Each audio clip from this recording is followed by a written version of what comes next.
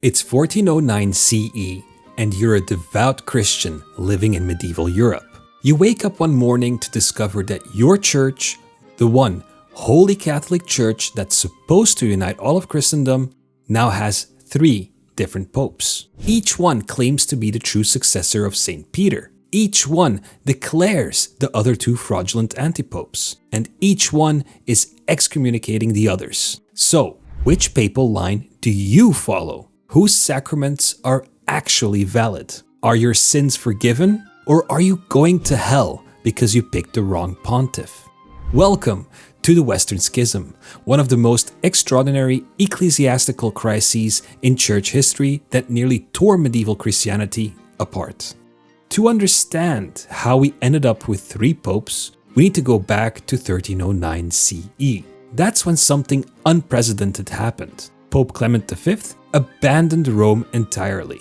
Not for a pilgrimage or diplomatic mission, he moved the entire papal curia to Avignon in southeastern France. Why would the successor of St. Peter abandon the eternal city? Politics. Medieval geopolitics at its most brutal. The crisis began with Pope Boniface VIII and King Philip IV of France fighting over ecclesiastical taxation. Philip was facing serious financial pressure from constant warfare, and the church controlled about 1/3 of French territory. When Boniface issued the papal bull Unum Sanctum in 1302, asserting papal supremacy over secular rulers, Philip decided to get creative. In September 1303, Philip's agents orchestrated what historians call the outrage of Anagni. They literally kidnapped the Pope, roughed him up, and held him prisoner. Boniface escaped after 3 days, but he was so traumatized that he died shortly after. But here's the kicker: the next pope was French, and the one after that also French. For the next 70 years, every single pope was French, and they all lived in Avignon. Contemporary chroniclers called it the Babylonian captivity of the church. You can imagine how thrilled England was about French popes during the 100 Years' War.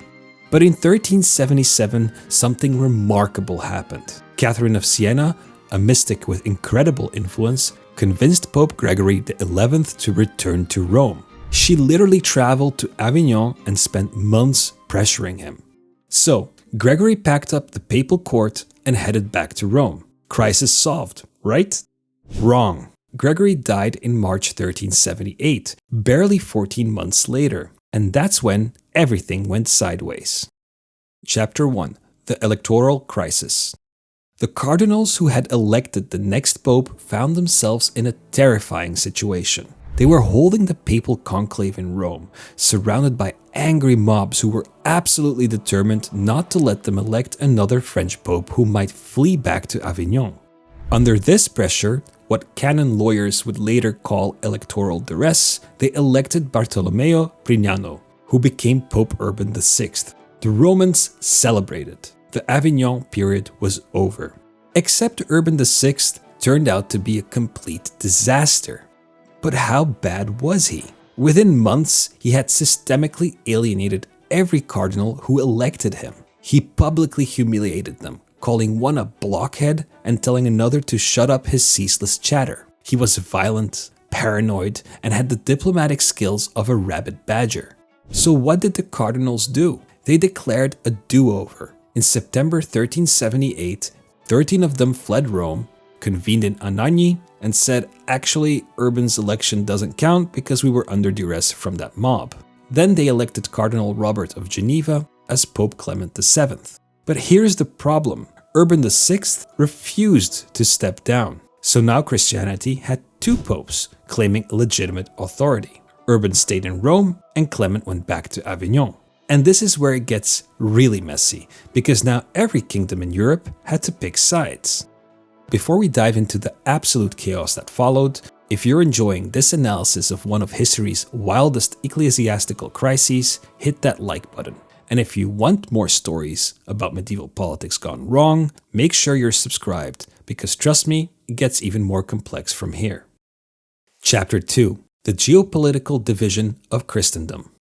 So how did Europe divide? Predictably, along existing political alliances, rather than theological considerations.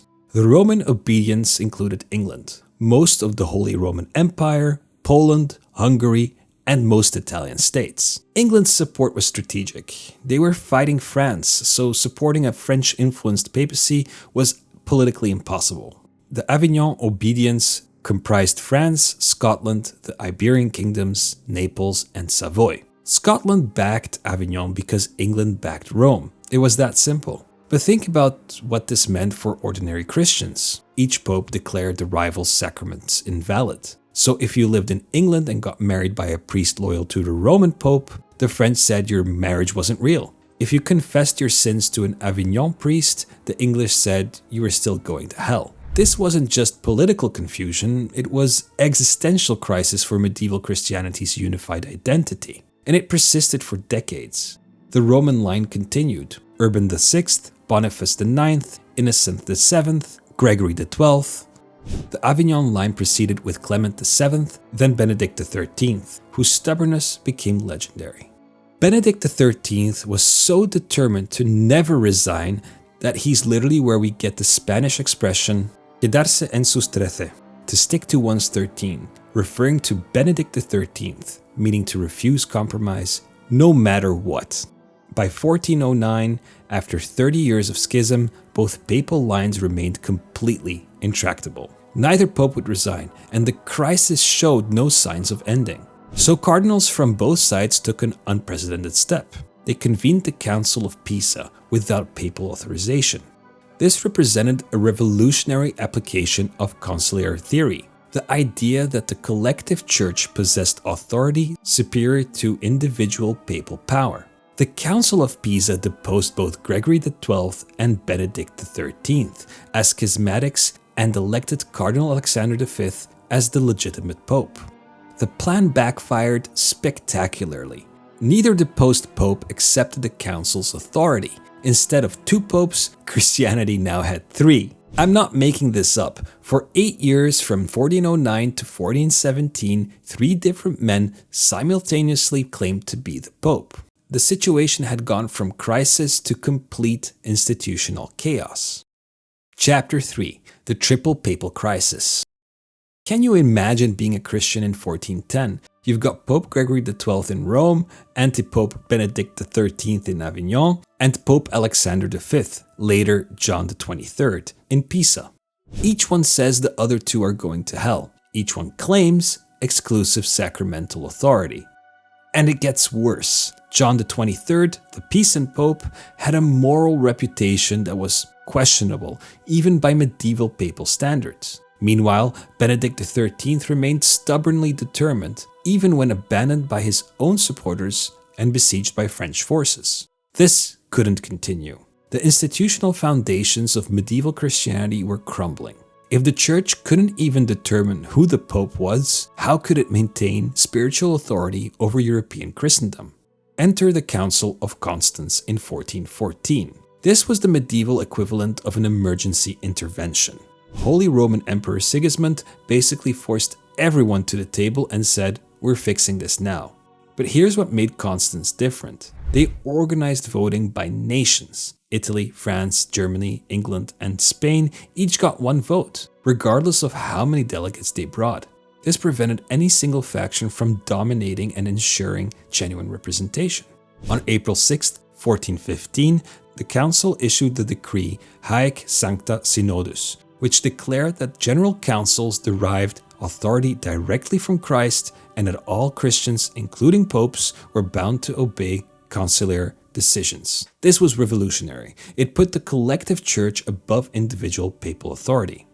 Then they systemically cleaned house. John XXIII tried to flee the council, literally snuck out in a disguise, but was dragged back and deposed. Gregory XII, the Roman Pope, finally agreed to resign, but only after formally reconvoking the council himself to maintain his legitimacy. And Benedict XIII, true to his stubborn nature, he refused to quit and was excommunicated. On November 11th, 1417, the council elected Cardinal Odone Colonna as Pope Martin V. For the first time in almost 40 years, Christianity had 1 pope that everyone actually recognized. Chapter 4. Historical consequences. The Western Schism was finally over, but the institutional damage was lasting. Papal prestige had taken a serious hit. But after all, how infallible can you claim to be when nobody can figure out which pope was the real one? The crisis also planted intellectual seeds that would grow into a much bigger problem. The conciliar movement, the idea that councils could overrule popes, influenced later constitutional thinking in both church and state. And the spectacle of rival popes excommunicating each other while European kings cynically backed whoever served their political interests revealed just how political the church had become. Perhaps most significantly, the Western Schism contributed to the intellectual foundation of the Protestant Reformation. Reformers like Jan Hus, who was condemned and executed at Constance in 1415, drew inspiration from the crisis to question fundamental assumptions about papal authority. The Western Schism didn't directly cause the Reformation, but it certainly made such challenges intellectually plausible. The crisis proves that even the most theoretically unified institutions can tear themselves apart through politics, pride, and poor decision-making. It's a reminder that authority, whether religious or secular, ultimately depends on whether people actually accept it as legitimate. If you enjoyed this video of medieval institutional chaos, smash that like button and subscribe for more videos on medieval history. What other medieval crises would you like to see covered through this lens? Let me know in the comments below. As always, thank you for watching. You can find my sources below and see you in the next one.